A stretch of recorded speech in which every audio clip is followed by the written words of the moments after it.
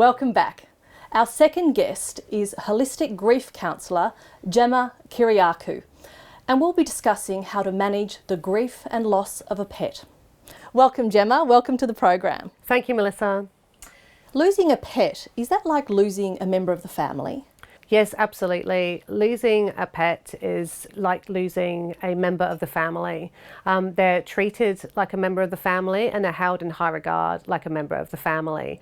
You have a deep emotional bond with your pet, with your animal, whether that be a dog, a cat, or a bird, for example. Your pet has been with you.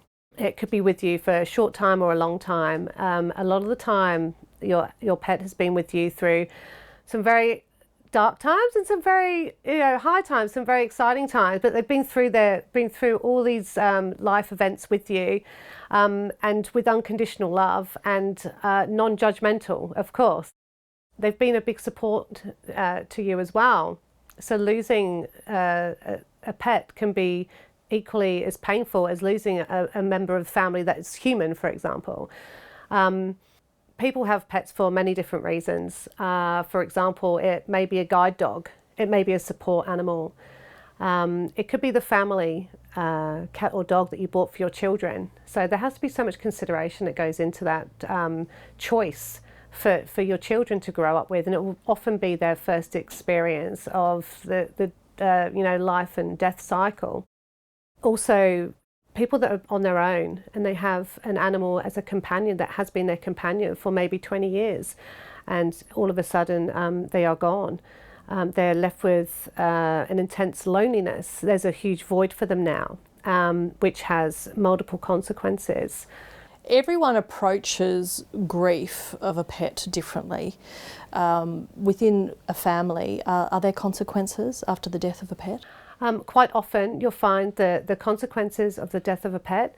For example, someone that lives on their own and they've lost their dog that's been with them for 20 years, it's been with them through thick and thin, highs, lows, and loved them unconditionally and being such a support to them. And now not having them there can create such a loneliness and a big void in that person's life.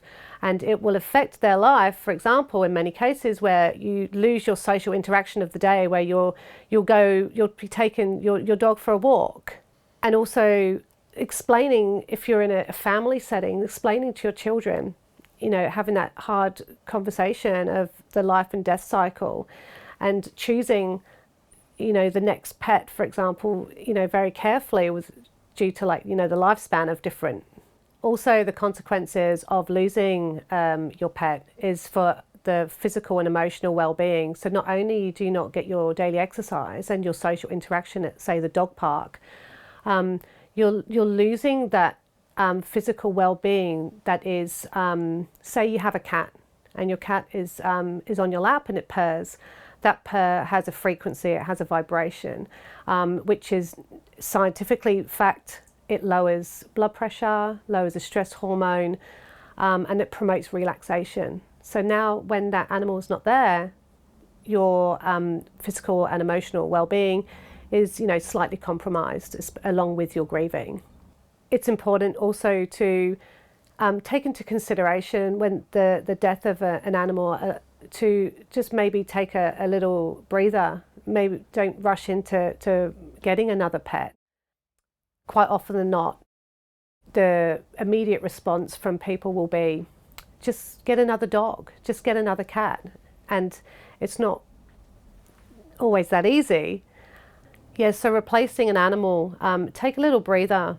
For example, a friend of mine back in our childhood, she had a cockatoo. It was the family cockatoo. And the cockatoo was called Candy, loved it. It was so funny. Had great personality. Now the cockatoo died, unfortunately, and they replaced the cockatoo, I think within like a couple of weeks.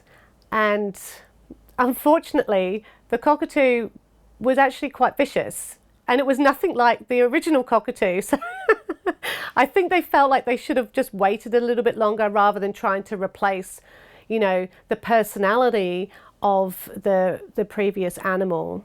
Because all animals have such unique personalities, they're all souls. They all have their own personalities. It's important to validate people's grief when it comes to losing an animal. It can be an extremely traumatic experience. Just because the animal is not human, we can still respond in exactly the same way as if it was a significant loved one. For example, when I had 2 cats. One was accidentally knocked over by a car. It had some kittens, so I kept a kitten. And I loved that kitten. Now this just totally rocked my world. I took extreme measures, you know, I made big life changes after that. I was absolutely traumatized by the passing of my cat. But what actually was coming up was former trauma. After my mother had passed away, I hadn't processed what had happened. So losing 2 cats in such a short space of time, 3 years later, was a delayed grief reaction for me. And from what happened there, I made a lot of different choices, self-sabotage, cut relationships, big changes in someone's life that can occur from losing an animal, which is actually a result of a past trauma. It's also really important to validate people's feelings and reactions when it comes to losing an animal. In my case, when I lost both my cats, so I was extremely distressed by this, and I made a lot of life decisions after that. But what it actually brought up for me was, and my reaction, it was quite extreme, and I made lots of different choices at that time, was I had not processed the death of my mother that had happened 3 years previous. So this was bringing up previous trauma for me that I hadn't processed. Also, we can have anticipated grief, especially when we know we have to euthanize our pets. We know the time is coming, we know we have to put them to sleep, and this can bring a lot of anxiety and again some previous traumas to the forefront for us. But also losing a pet very suddenly, the trauma of it being there 1 minute and not the next, again, is equally as traumatic, and they both have to be validated. What advice would you have for people dealing with the grief and loss of a pet? My advice would always be to reach out to a trusted friend, keep those lines of communication open. It really is about trying not to self-isolate and hide away. Keep your lines of communication open. There are support groups out there. You can search them. They're for people that have lost their animals. Sometimes listening to stories that are similar to yours can bring comfort. But if you do feel like those feelings of grief are becoming overwhelming, because it's very normal for that to happen, then please seek a professional counsellor that can help you navigate your emotions and your feelings. Thank you, Gemma. That's been really insightful. Thank you, Melissa.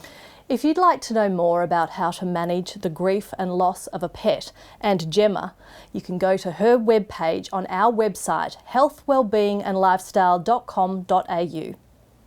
And after the break, we have another guest with an interesting topic.